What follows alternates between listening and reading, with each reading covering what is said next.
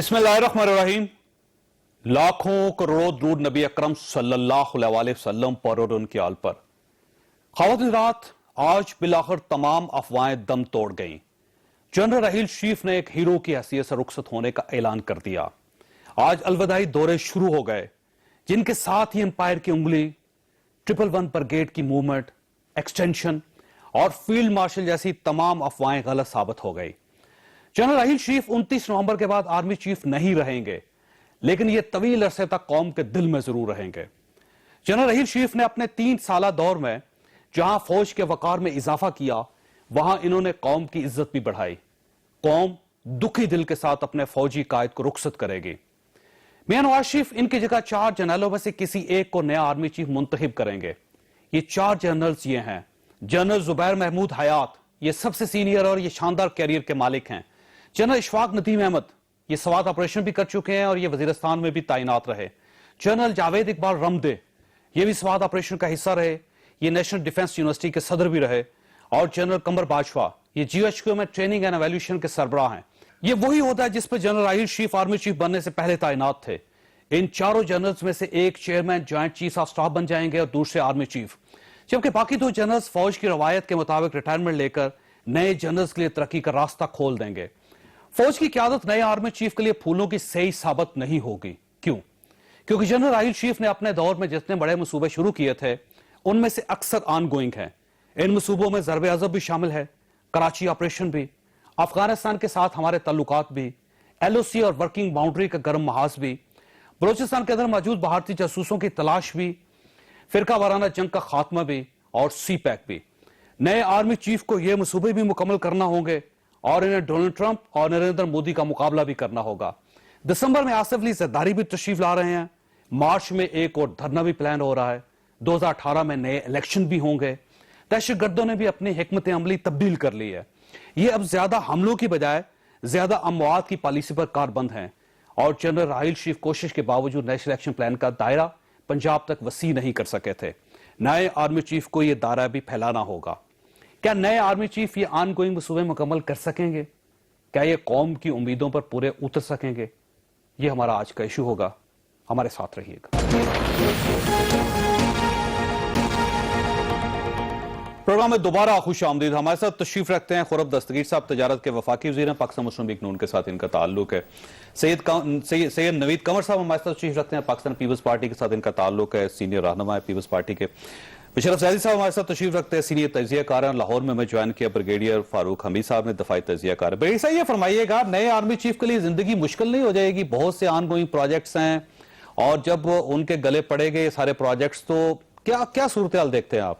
بسم اللہ الرحمن الرحیم. بہت شکریہ جاوید چودھری صاحب. بالکل آپ کی بات صحیح ہے کہ جو ایک پیس جنرل راحیل شریف نے سیٹ کر دیا ہے، جو ہائی سٹینڈرڈ آف پروفیشنلزم اور انہوں نے جو سیٹ کیے ہیں، وہ ظاہری بات ہے اگلے آرمی چیف بھی بالکل پروفیشنل سولجر ہوں گے، اس میں کوئی شک والی بات نہیں ہے.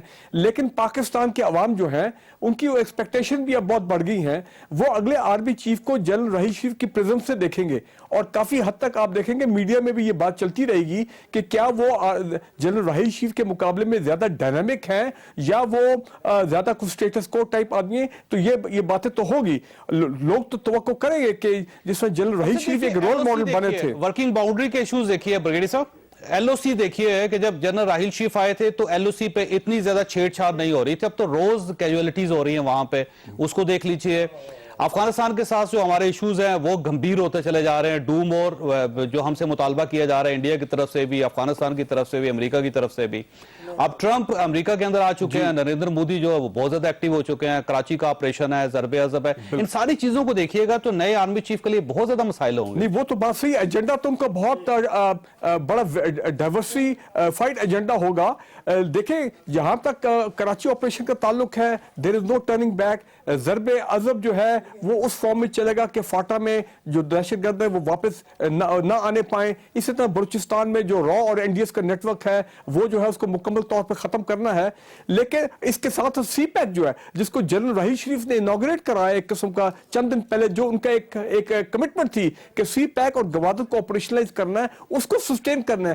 خدا نہ خواستہ سی پیک کے جو کانوائز چلیں گے ان میں کوئی آگے پیچھے کوئی ملیٹنٹ اٹیک ایسی چیز ہوتی ہے تو ظاہری بات ہے نئے آرمی چیف کے لیے تو کاز آف کنسرن 100% होगा।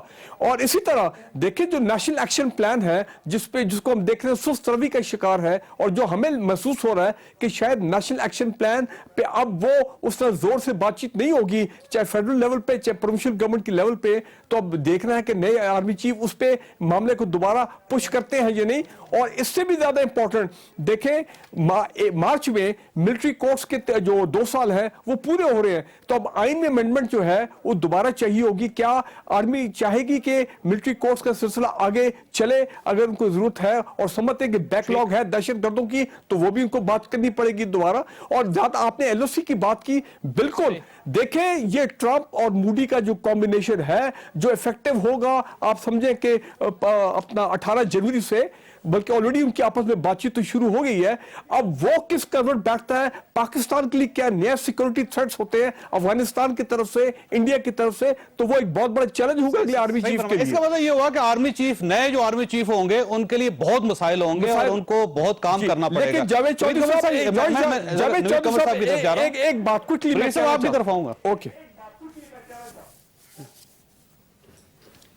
जी फरमाइए। जी मैं आप मुकम्मल कर लीजिए। जी मैं सिर्फ ये कहना चाह रहा हूं कि आप ये अगर आप एक्सपेक्ट करें कि जनरल राहील शरीफ और जो अगले आर्मी चीफ होंगे एग्जैक्टली एक ही पर्सनालिटी होगी, एक ही विजन होगा, एक ही ऑब्जेक्टिव होंगे, मेरा ख्याल इस तरह भी नहीं है। क्योंकि जो नए आर्मी चीफ आएंगे उनका ठीक है, जनरल राहील ने एक प्लेटफॉर्म प्रोवाइड की, एक पेस सेट की है, लेकिन यकीनन उनका अपना एक विजन होगा, अपने ऑब्जेक्टिव्स होंगे, अपनी टीम वो तैयार करेंगे, अपनी हिकमत अमली बनाएंगे इन तमाम इश्यूज को टैकल करने के लिए। ठीक है, शाह साहब ये फरमाइएगा कि ये आसिफ अली ज़रदारी साहब वापस तशरीफ ला रहे हैं पाकिस्तान में। एक परसेप्शन डेवलप हो गया था कि जब तक जनरल राहील शरीफ हैं आसिफ अली ज़रदारी साहब तशरीफ नहीं लाएंगे, तो ये सर ये कोई इनकी आपस में कोई आप समझते हैं कोई है ये मामला इसी तरह सवाल है मुख्तलिफ सूरत? नहीं, ये पहली चीज तो ये कि आर्मी का जो भी होता है कि वर्ल्ड व्यू वो इंस्टीट्यूशनल होता है। मैं नहीं समझता कि इंडिविजुअली किसी एक शख्स के होने न होने से कोई ओवरऑल उस लिहाज से फर्क पड़ता है। हाँ, नुआंसेस हो सकते हैं, लेकिन अदरवाइज कम से कम इस लेवल पे कि उनकी कोई परसेप्शन गलत है, आपको ज़ाती दुश्मनी नहीं थी या कोई कहीं ऐसा कोई इंटरेक्शन नहीं था जिसकी वजह से, क्योंकि बार बार जब वो जा रहे थे तो आसिफ ज़रदारी साहब की एक जो तकरीर थी, आखिरी तकरीर पाकिस्तान में, वो बार बार दिखाई जा रही थी और उसके बाद यूं महसूस होता था, बल्कि एक परसेप्शन क्रिएट किया जा रहा था कि शायद वो इस वजह से बाहर है कि वो खाइफ हैं। देखिए, पहली चीज तो ये, फिर मैं ये बात रिटरेट करूंगा कि अगर खफा भी थे तो कोई एक जर्नल के पे तो खफा होने की बात नहीं है ना, इट्स ओवरऑल थिंग। सो मेरा ख्याल नहीं कि ये परसेप्शन भी सही है, और जो ये फैला रहे हैं वो इसमें से कुछ ज्यादा ही देखना चाह रहे हैं। अच्छा, ये फरमाइएगा कराची ऑपरेशन पे कोई असर पड़ेगा नए आर्मी चीफ की वजह से, या आप समझते हैं कि इसी तरह ये चलता रहेगा और सेटलमेट की तरफ जाएंगे? सब फिर उस मेरे सवाल, आपके सवाल का भी वही जवाब है जो पिछले भाई कहा था। इसका मतलब जवाब आपके पास नहीं है? नो, इसका मतलब ये है कि आप इस ट्रांजिशन को में जो चीज ढूंढ रहे हैं ना वो मुझे नजर नहीं आ रही। ठीक है कि आपने भी देखा है कि पिछले दिनों में जितनी भी जो खबरें बाहर भी आई हैं कोर कमांडर्स कॉन्फ्रेंस से, उसमें आपने देखा कि बाकी जो लोग हैं इस लेवल ऑफ कमांड में वो अपने आप को असर्ट कर रहे हैं। तो एक शख्स की जो है ये हमारे यहाँ ये एक पर्सनैलिटी कल्ट बिल्ड करने का बहुत ज्यादा रिवाज है, लेकिन आई थिंक ना तो फौजी चाहेगी कि इंडिविजुअलिस्टिक कोई पॉलिसी हो, ना ही फ्रैंकली बाकी लोग जो इस वक्त बैठे हैं वो भी। मुशर्रफ साहब, ये फरमाइएगा ज़ैदी साहब कि पाकिस्तान में एक रवायत है जब से पाकिस्तान बना है कि जो आर्मी चीफ मौजूद होते हैं वो हीरो होते हैं, जब वो चले जाते हैं 2-3 महीने बाद उनकी खामियां नजर आनी शुरू हो जाती हैं। कुछ 2-3 और आर्मी चीफ गुजर जाते हैं तो पिछले जो आर्मी चीफ होता है उनके बारे में कहते हैं कि उनकी पॉलिसियां बहुत गलत थी और पाकिस्तान को बहुत नुकसान पहुंचा। ये आप समझते हैं कि जनरल राहील शरीफ के मामले में ये तारीख दोहराई जाएगी या फिर मुख्तलिफ होगी? नहीं, मैं नहीं समझता जनरल राहील शरीफ के बारे में उस तरह बात की जाएगी। जनरल राहील शरीफ मैं समझता हूँ एक मुनफरिद प्रोफेशनल सोल्जर थे जिन्होंने प्रोफेशनलिज्म के साथ अपना काम करने की कोशिश की।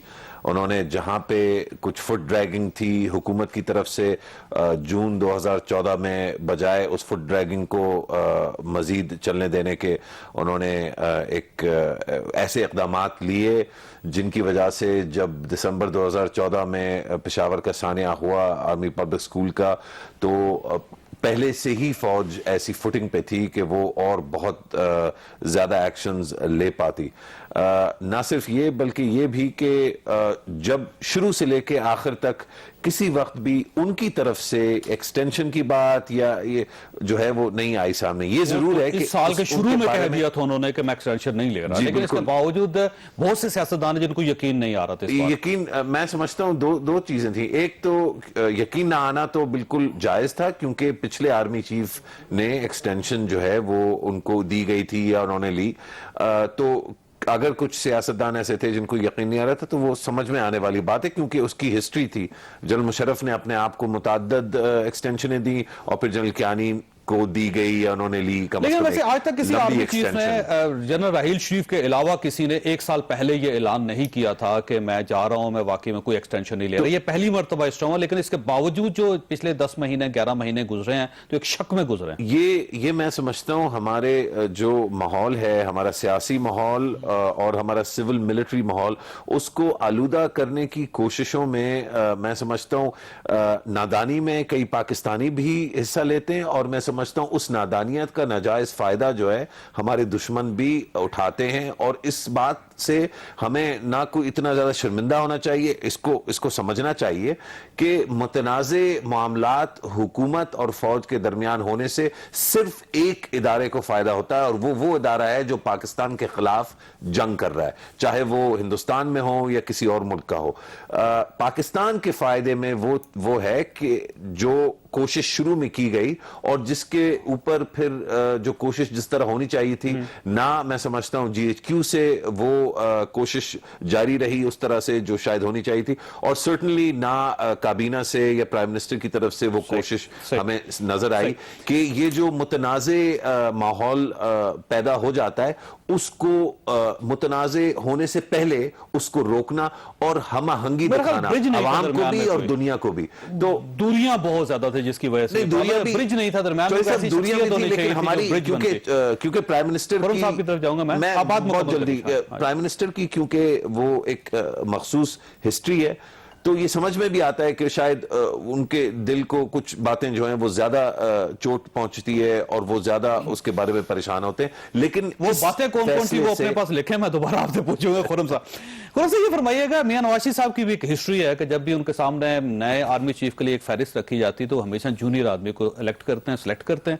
और वही जूनियर आदमी बाद में उनके लिए नुकसानदेह साबित होता है। आप ये अपनी तारीख दोहराएंगे या आप सीनियर मोस्ट को इस बार आर्मी चीफ बनाएंगे? नहीं, अब आपके नाजरीन को आप याद करा दें कि राहील शरीफ का इंतखाब किसने किया था। नहीं, वो सबसे सीनियर नहीं थे तो हाँ, तो वो लेकिन और मिसाके जमहूरियत में आपने फैसला किया, वो देखें, वो उन्होंने ना सिर्फ फौज को बतौर इदारा बल्कि पाकिस्तान के लिए खिदमात अंजाम दी हैं।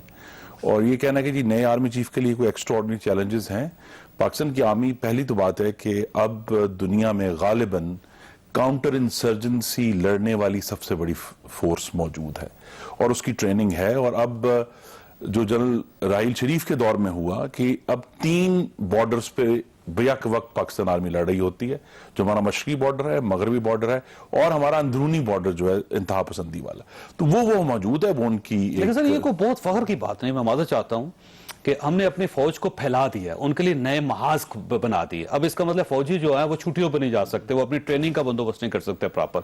हमने जंग को फैला दिया ना सर।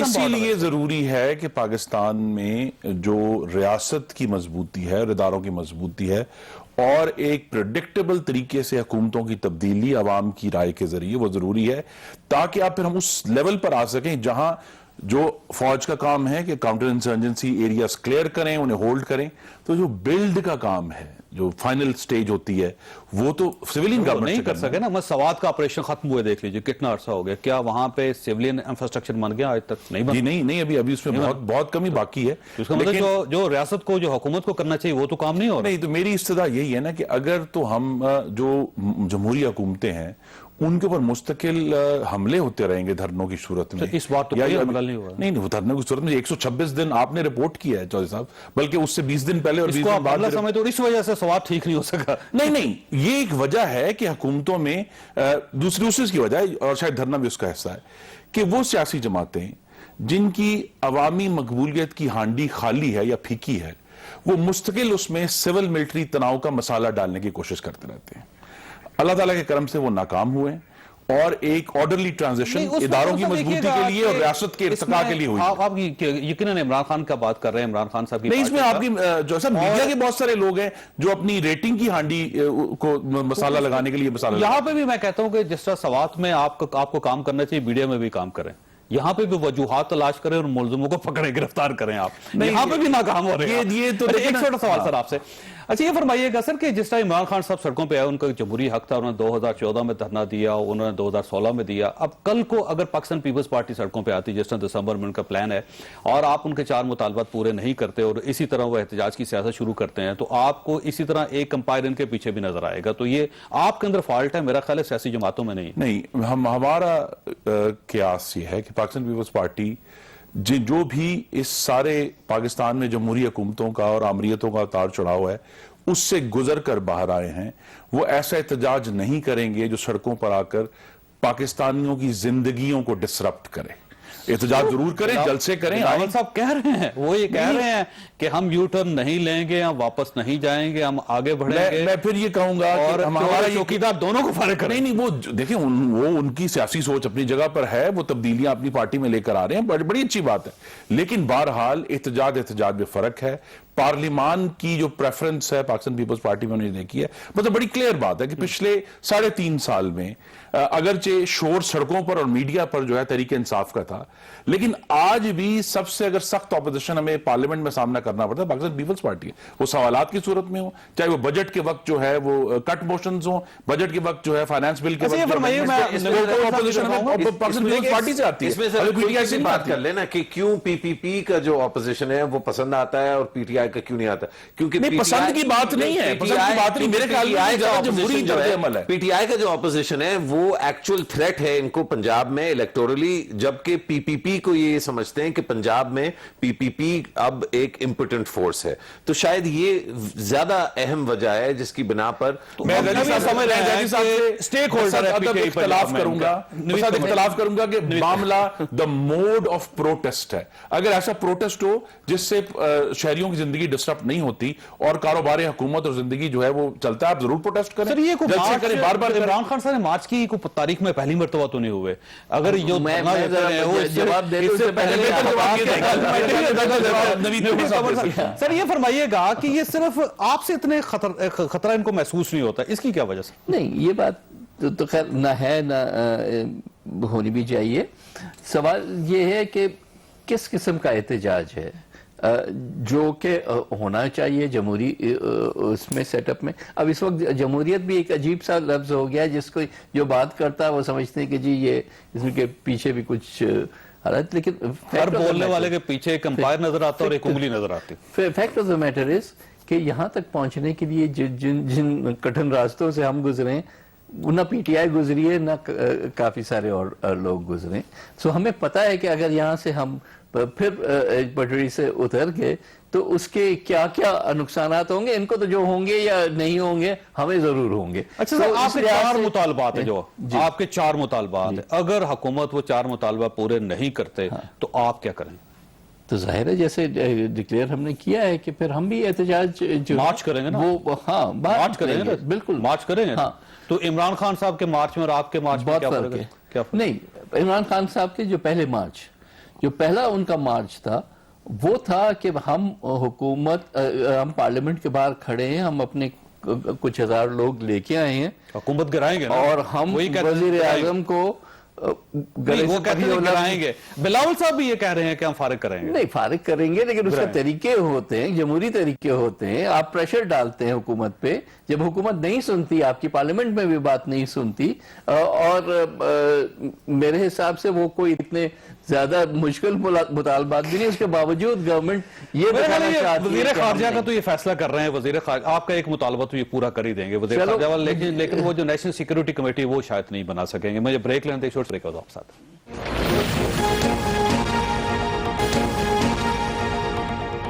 پروگرام میں دوبارہ خوش آمدید. برگیڈ سے یہ فرمائیے گا کہ ایک جو سوال بار بار اٹھایا جاتا ہے کہ سول اور ملٹری ریلیشن شپ اچھی نہیں ہے، تو یہ کیسے ختم ہوگا جی یہ سارا ایشو؟ اور آنے والے دنوں میں اگر ہم نے یہ مسئلہ حل نہ کیا اور اسی طرح ڈویژن جاری رہی تو پاکستان کو تو بہت خطرات لاحق ہو جائیں گے. تو کس کی ذمہ داری ہے اس ڈویژن کو ختم کرنا؟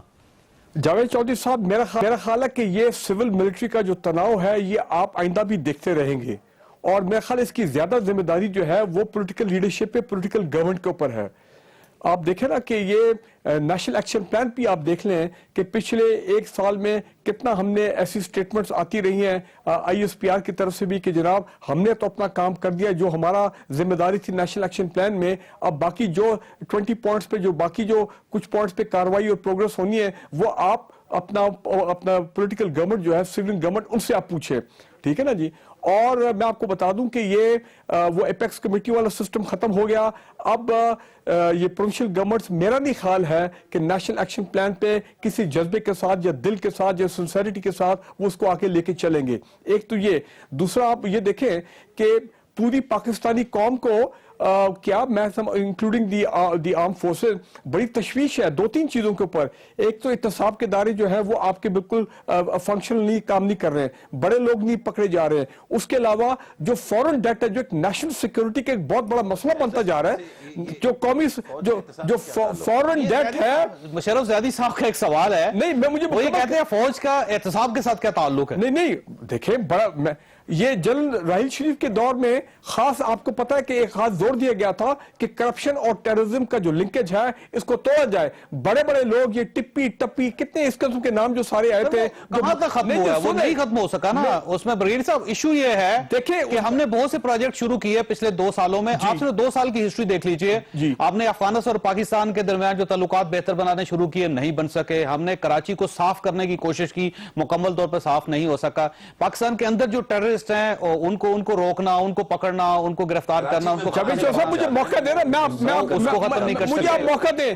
LOC کے اوپر جو صورت ہے وہ آپ کے سامنے. دیکھیں مجھے آپ موقع دیں نا، نیشنل ایکشن پلان پہ اور یہ کرپشن اور ٹیررزم والے جو معاملات ہیں، لنکیجز کو توڑنے میں جو کرپٹ پولیٹیکل مافیا وہ سامنے آ گیا، انہوں نے ریزسٹنس شو کی اور انہوں نے آگے ان کو بڑھنے نہیں دیا. ایک تو یہ بات. دوسرا میں کوئی بتا دوں، میں فورن ڈیٹ کی بات کر رہا تھا. جنرل مشرف جب گئے تھے تو 35-36 ارب ڈالر فورن ڈیٹ تھا. پیپلز پارٹی کی مہربانی کہ قومی سلامتی کا معاملہ ہے. آج آپ کو 75 ارب ڈالر کا ڈیٹ ہے، 3 سال میں 100 ارب ڈالر ہو جائے گا. سن لیں صرف ایک نقطہ سن لیں. آپ ایک نقطہ سن لیں. جی مشرف صاحب آپ کچھ نہیں، میں مطلب باتیں تو بالکل بہت، ان کا جو تجزیہ ہے بہت گہرا اور بہت زبردست ہے، لیکن جو میں بات سمجھ نہیں پا رہا ہوں وہ کرپشن کی بات ہوئی یا فورن ایڈ کی بات ہوئی یا سیاسی جماعتوں کی جو الیکشن جیتی آئی ہیں 4, 5, 6 الیکشن سے وہی جماعتیں وہی لوگ جیتے آئے، ان کا اور فوج کی لیڈرشپ ٹرانزیشن کا یا فوج کا جو لنک ہے وہ مجھے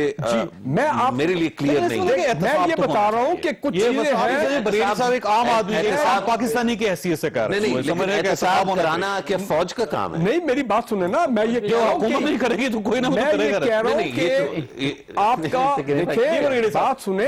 جب فوج نے کیا، ایک سیکنڈ رکیے گا برگیڈ صاحب، ایک منٹ رکیے گا. دیکھنا فوج نے جب کیا یہ نیب بنائی، جو کہتے ہیں اندھا کڑوا جو بھی اس کا نام دیا، پھر کیا کیا؟ اس میں اٹھ کے لوگوں کو اندر ڈالا. جو ٹرن کوٹس بن گئے ان کو جو ہے انہوں نے سرٹیفکیٹ دے دیے، جو نہیں بنے وہ جیلوں میں بھگتتے رہے، سالوں تک رہتے رہے. تو یہ تو کوئی سرٹیفکیٹ ان کے پاس ہی نہیں ہے کرپشن ختم کرنے کا. تو پھر دوسروں پہ یہ نہ ڈالیں. یہ تو ہونا چاہیے. جو آپ کی بات ہے وہ ایک الگ ایشو ہے. الٹیمیٹلی اگر ہم نے ملک چلانا ہے تو لیکن ہم یہ کہتے ہیں کہ جی یہ جو ہے وہ فوج کا کام ہے. فوج کا کام نہیں ہے. اچھا برگیڈ صاحب، جب بھی یہ سوال اٹھایا جاتا ہے نا تو ہمیشہ دو حوالے دیے جاتے ہیں. میں میری ذرا ایک ریکویسٹ سن لیجیے گا کہ پاکستان کے اندر جو ٹیررزم ہے اس کے ڈانڈے ہمیشہ جنرل ضیاء الحق صاحب کے دور سے ملتے ہیں کہ ان کی غلط پالیسیاں سے جن کی وجہ سے پاکستان آج تک نقصان اٹھا رہا ہے. دوسرا جب بھی حوالہ دیا جاتا ہے پیچھے ٹریک کریں تو جنرل مشرف صاحب آ جاتے ہیں, ان کی پالیسیاں جن کی وجہ سے یہ پرابلم پیدا ہوئے.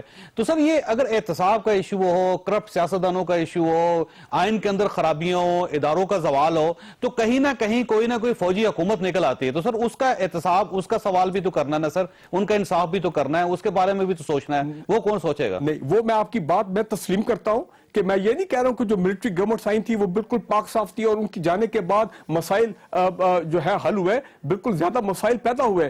لیکن ہم تو اب یہ دیکھ رہے ہیں کہ خاص کر پچھلے 10 سال میں جو ہے, یہ 8.5 سال میں جب سے یہ جمہوری پروسیس شروع ہوا ہے, آپ یہ دیکھیں کہ ہم دن بدن نیچے جا رہے ہیں, ہم بہتری کی طرف نہیں گئے. یہ میں بات بتاؤں, اب جب 3 سال بعد آپ کا ڈیٹ جو ہے 75-90-95 ارب ڈالر آئے گا, پھر ہم دیکھیں گے کہ کیا ملک میں کیا کھپ پڑتی ہے, قومی سلامتی کے کیا مسائل جو پیدا ہوتے ہیں. یہ پیپلز پارٹی کی مہربانی ان کے 5 سال میں یہ 36 پیسے کہاں سے لے کے آئے؟ چلے آپ کچھ تجویز کر دیجئے کہ گورنمنٹ کہاں سے پیسے لے کے آئے. 20 کروڑ لوگوں کا ملک ہے, نہ ہمارے پاس تیل ہے, نہ کوئی بیچنے والی چیز ہے. مجھے فرمائیے گا کہاں سے وسائل پیدا ہوں گے سر؟ الٹیمیٹلی یہی ہوگا. میں آپ کو بتاتا ہوں, باقی ممالک بھی ہیں, امریکہ, برطانیہ, انڈیا, یہ تمام ممالک یہ گئے ہیں, یونائٹڈ نیشن میں گئے ہیں, وہ جو ان کے انیشیٹو ہے, یہ سوئس اکاؤنٹ سے اپنے پیسے واپس لے کے آ رہے ہیں. یہ اربوں خربوں ڈالر جو باہر ہیں ان کو واپس لے کے آ رہے ہیں, ادھر کوئی دھیان نہیں دیتا. اور ٹیکس دے نہیں رہے, آپ کی بات درست ہو سکتی ہے, سارا باہر جا رہا ہے, پیسہ سارا باہر جا رہا ہے. چھوڑ کے جا رہا ہوں سر ایک نقطہ چھوڑ کے جا رہا ہوں کہ امریکہ سب سے زیادہ مقروض ملک ہے سر دنیا میں. دنیا میں سب سے زیادہ قرضہ امریکہ کا ہے. اگر ہم امریکہ کی مثال دیتے ہیں, یورپ کے ممالک مقروض ہیں سر, ان کو دیکھ لیجئے آپ. یہ اس میں کوئی شک نہیں کہ بڑی اکانومیز ہیں, وہ زیادہ ٹرن آؤٹ نکلتا ہے ان کا, اس وجہ سے ہمیں محسوس نہیں ہوتا. لیکن اگر قرضوں پہ جائیں گے تو کسی ملک کو اٹھا لیجئے, آپ حیران ہی رہ جائیں گے. انٹرنل ان کا قرضہ بہت ہے, ایکسٹرنل قرضے بہت ہیں. تو سر وہ یہ کوئی جواز نہیں ہے. جاوید چودھری صاحب, معاملہ پاکستان میں ان کنٹرول چل رہا ہے, کوئی چیک نہیں ہے. یہاں پہ کون چیک کرے گا کہ اتنے ڈیٹ انہوں نے ایکومولیٹ کر دیا جو کل کے لیے مسئلہ بن جائے گا. ایک ریکارڈ کی بات ہے کہ جب کراچی ایئرپورٹ پر حملہ ہوا, اس کے بعد سے ہم ضرب عضب میں ہیں, اور اللہ تعالیٰ کے کرم سے افواج پاکستان کو اس دن سے لے کر اب تک اپنے آپریشن کے لیے جتنے وسائل کی ضرورت پڑی پرائم منسٹر نواز شریف نے مہیا کی ہیں. تبھی ہم اس نتیجے پہ پہنچے نا جی کہ ہم آج کہہ رہے ہیں لیکن سر مقروض ہو گئے ہم. یہ اللہ تعالیٰ کا کرم ہے کہ جب امن آئے گا اس کے بعد سے پھر اکنامک گروتھ شروع ہوگی. دیکھیں دو چیزوں نے پاکستان کی معاشی نمو کو روکا ہوا تھا جب ہمیں حکومت پاکستان کے عوام نے دی. پہلی چیز تھی دہشت گردی اور دوسری تھی توانائی کا بحران. دونوں سے بہت حد تک اللہ تعالیٰ کا کرم ہے کہ ہم نمٹ رہے ہیں اور نمٹ چکے ہیں, اور اب ہم اس سٹیج پر ہیں جہاں ہم وہ گروتھ تک جا سکے جہاں جس کی ضرورت ہے, جس سے پھر یہ جو اکنامک ایشوز ہیں یہ سالو ہوں گے. تو تیسری بات یہ ہے, یاد رکھیں کہ آج بھی جو امریکہ کے ساتھ ہمارا بہت بڑا ایک ٹینشن پوائنٹ ہے وہ یہی ہے, وہ کہتے ہیں کہ پرویز مشرف کے دور میں ہم نے آپ کو 20 ارب ڈالر دیے تھے, وہ کہاں گئے, اور اس کا جواب کون لے گا؟ بریگیڈیئر صاحب دے سکتے ہیں. آپ دینا جواب, حکومت ہے نا. اگر آپ کولیشن گورنمنٹ کے خزانے میں آئے تھے نا, نہیں کہاں گئے نا جی, بتا دیں گے بریگیڈیئر صاحب, بتا دیں جواب کا حساب کون لے گا؟ ریاست اور گورنمنٹ جواب دے. بات تو سنیں, جب ہم نے حساب لینا شروع کیا پھر آپ نے دیکھا کیا ہوا. نہیں, میں جواب دے دوں آپ کو. کوئی نہیں, کمر کی درد آ گئی اور کیا آیا. جی بریگیڈیئر صاحب دیکھیں جی, یہ تو آن ریکارڈ ہے, یہ آن ریکارڈ ہے. جنرل کیانی کے وقت پہ یہ تمام چیزیں سامنے آتی تھیں 1-2 سال پہلے تک بھی, کہ تقریباً ابھی تک 13 ارب ڈالر آیا کولیشن سپورٹ فنڈ کا, ٹھیک ہے نا جی. فوج نے لیا پتہ 2-3 ارب ڈالر جو ان کی ریکوائرمنٹ تھی, باقی وہ تو بجٹ سپورٹ کے لیے وہ تو سرکاری خزانے میں پیسہ جاتا رہا ہے, وہ تو پیسہ فیڈرل گورنمنٹ کے پاس جاتا رہا ہے. تو کون سے آپ 18 ارب ڈالر کی بات کریں, اور یہ وہ پیسہ تھا جو کہ فوج کے اپنے ایکسپینڈیچر تھے یہ وار اینڈ ٹیرر کے اوپر. یہ کوئی ایڈ تو نہیں آئی ہے, یہ تو ہمارا اپنا پیسہ تھا, لیکن وہ بھی انہوں نے دے دیا. سوال سنیے پھر میں دیکھیے یہ میری استدعا یہی ہے کہ آج پاکستان میں اداروں کی مضبوطی کے لیے اور ہماری ریاست کے ارتقاء کے لیے ایک مثبت دن ہے. تو ہمیں آگے کا دیکھنا ہے کہ آگے میں کس طرح ہم آگے چل سکتے ہیں, اور یہ تبھی ممکن ہے کہ آہستہ آہستہ پاکستان کی ریاست میں ہمیں حدود کا تعین ہو رہا ہے. اس میں ابھی جہاں بھی حدود ہوتی ہے وہاں ٹینشن ہوتی ہے, لیکن مختلف اداروں کی حدود کا تعین ہو رہا ہے اور ہم آگے بڑھ رہے ہیں. کوشش اب یہی کرنی ہے کہ ہم سویلین اور ملٹری جو ہیں, آگے چیلنجز آپ درست آغاز میں کہا، ہندوستان کا بھی ہے، افغانستان کا بھی ہے، اندرونی معاملات بھی ہیں. یہ تبھی ممکن ہوگا کہ مستقل یہ کوارڈینیشن جو ہوئی بھی ہے جنرل راحیل شریف کے دور میں وہ جاری رہے، اور تاکہ ہم ان چیلنجز سے نمٹ سکیں. لیکن سر اس میں ایک نقطہ ہے، میں آپ کے پاس چھوڑ کے مشرف صاحب کی طرف جاؤں گا، لیکن اس سے پہلے بریک لینی ہے میں نے، کہ اگر جنرل راحیل صاحب کا اگر ایک سال پچھلا دیکھیں آپ، تو اس میں بہت زیادہ اختلافات پیدا ہو گئے تھے. کئی بار تو ایسے ہوا کہ میٹنگز بھی نہیں ہوتی تھی دونوں کے درمیان. اور یہ جو پاناما لیک کا ایشو ہے، یہ بھی ایک ایشو تھا. دوسرا یہ ہے کہ جو نیوز لیکس تھی ان کی وجہ سے بھی فوج اور سول ملٹری ریلیشن شپ خراب ہوا ہے. تو سر ان ریلیشن شپ کو آگے قائم رکھنا جو ہے نا وہ حکومت کا کام ہوگا. حکومت نے کیا کوئی پالیسی بنائی؟ چھوٹے بریک ہو بریک.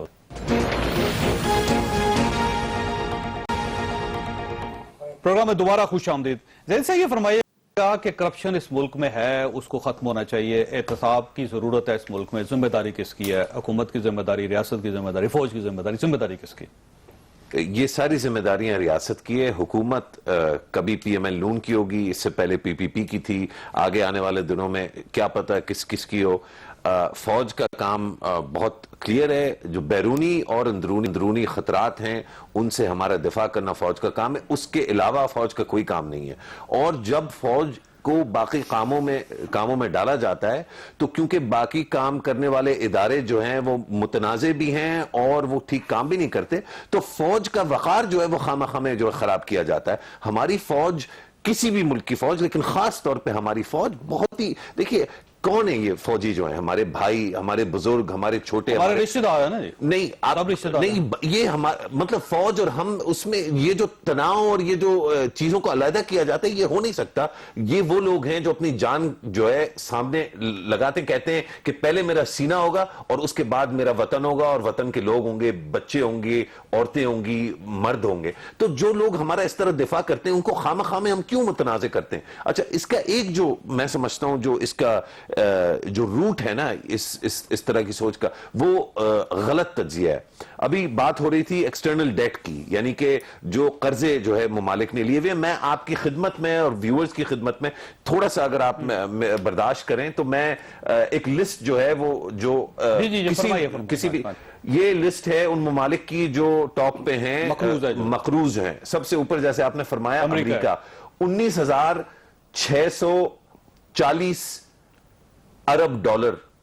پاکستان کا اس وقت ہے 67، یعنی کہ 70 ارب ڈالر سے کم پاکستان ٹوٹل مقروض ہے. 19,000 اور 70 میں کافی فرق ہوتا ہے. لیکن امریکہ صرف ہسٹری میں ایک دن 1935 میں ایک دن آیا تھا، 1835 میں ایک دن آیا تھا جب وہ بغیر قرضے کرایا. نہیں، اور مسلسل مقروض ہے. باقی ممالک سنیں، اور ان کی آپ کو پتہ ہے کہ ان کی جو آبادی ہے وہ کتنی کم ہے. نہیں، برازیل چھوڑیں. سعودی عرب 134 ارب ڈالر، قطر 137 ارب ڈالر، متحدہ عرب امارات 160 ارب ڈالر، ملیشیا 230 ارب ڈالر، ترکی 400 ارب ڈالر، انڈیا تقریباً 500 ارب ڈالر، چین 1680 ارب ڈالر، اور برطانیہ تقریباً 10,000 ارب ڈالر کا مقروض ہے. اگر پاکستان میں یورپ دوسرے ملکوں میں بھی جائیں گے نا، یہ سارے کے سارے بہت آگے، تو پاکستان نے قرضے کے ساتھ ہوتا ہے. اچھا، مسئلہ کیا ہے؟ یہ قرضہ بھی شاید نہیں لینا چاہیے اور ہمیں سوچنا چاہیے. تو ایشو جو ہے وہ تو بالکل ٹھیک ہے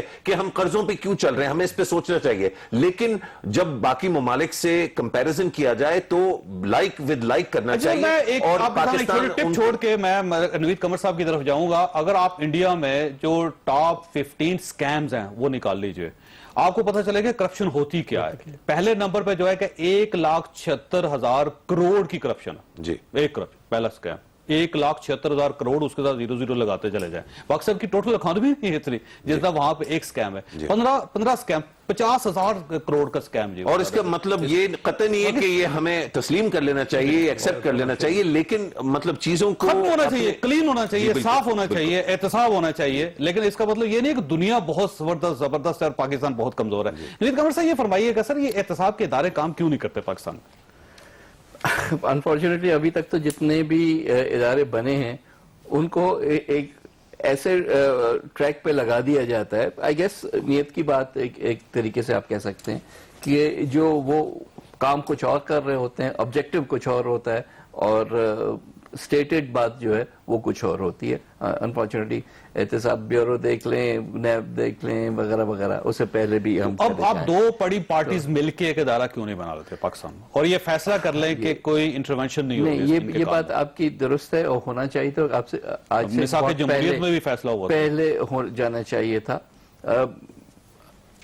ابھی بھی آئی تھنک اسی جو سیشن چل رہا ہے اس میں امید ہمیں یہ ہے کہ پھر ایک اور اٹیمپٹ کیا جا رہا ہے جس میں گورنمنٹ اپوزیشن بیٹھ کے یہ کرے. لیکن at the end of the day ظاہر ہے کریں گے, یعنی کہ گورنمنٹ اور ضرور, ہاں وہ ہے ایک نیا احتساب سیل یا احتساب کمیشن بنائیں گے.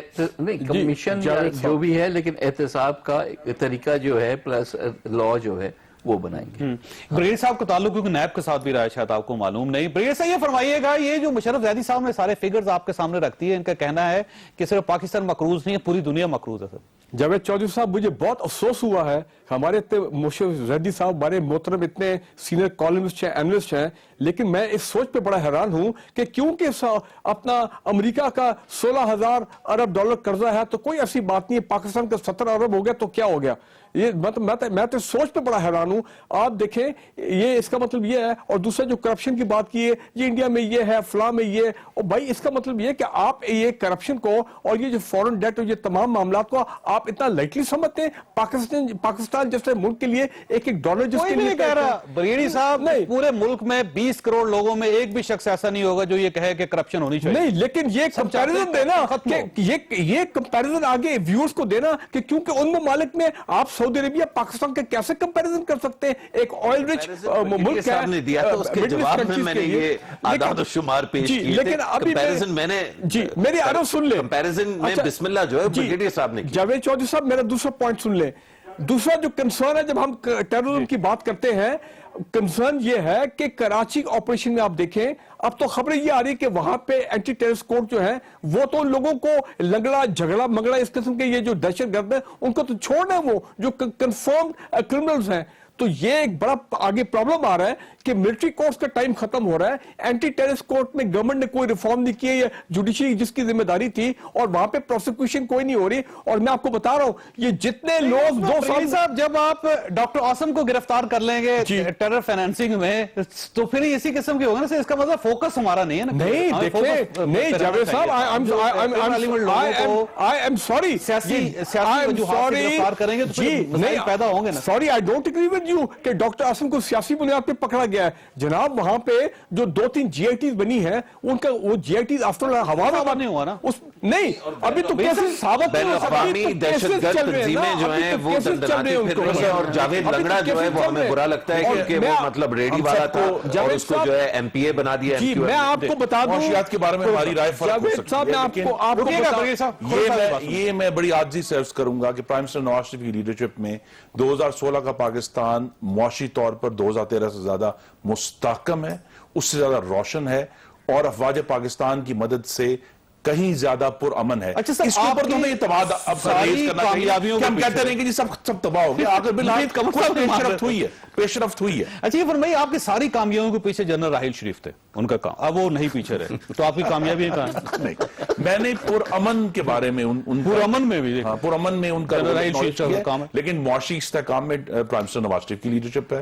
اسی طرح جو تمام انرجی کے منصوبے ہیں, چائنا پاکستان اکنامک کوریڈور, سی پیک کے پیچھے جنرل راحیل شریف, افغانستان پاکستان. دیکھیے بڑی سمپل میں بڑی سمپل سی بات ہے کہ وہ لوگ دیکھیں, ایک انسیڈنٹ ہوا تھا ملا منصور کی ہلاکت کا, وقت ختم ہو گیا. جس کو ڈسکریڈٹ دینا ہے اسی کو کریڈٹ بھی ملے گا ضرب ادب کا. اگر اس کو یہ نہیں ہو سکتا کہ ڈسکریڈٹ کہیں اور جائے اور کریڈٹ کہیں اور. وقت ختم ہو گیا. خواجہ صاحب آپ نے گنی فیصلہ آپ خود کر لیجئے گا. اللہ تعالیٰ آپ اور آپ کے اہل خانہ کو کسی مصیبت سے محفوظ رکھے. اللہ حافظ.